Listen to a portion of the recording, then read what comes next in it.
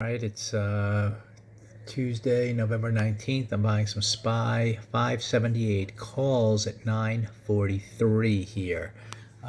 This is on the 15-minute chart that after pausing for 3 bars is starting to the upside. So I'm going to play that breakout here, the first bar high, see if it gets to the pre-market high, see if we hold above this purple line, which is the weekly open, and see if it's just an overall failure to move down to that weekly low down here. I was anticipating that we take out that weekly low. We had an opportunity on the gap down to kind of head down there, but I'm also looking at the potential inside bar failure that I talked about, where we come down, take out the low of that bar, can't reach our target necessarily, then come back up through the midpoint of this prior day. If that happens, then we could be heading up to those highs again. So I'm just looking at this opening price action here and going with it to the upside. It's still possible we just make a little push up here, maybe take out this stop and then reverse to the downside.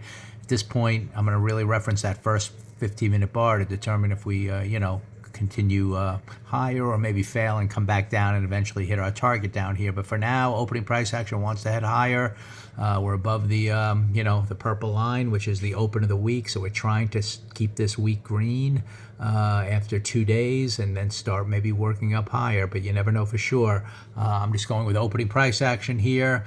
After watching it, can't go lower, trying to break out to the upside. I could see a little target here where you can at least set up a no-risk trade if we get there. And if all goes well, we kind of have an inside bar failure where we come back up through this area, through the midpoint of the prior day, and then work back up to those highs and maybe start a whole reversal back to the upside here on kind of a double bottom looking thing.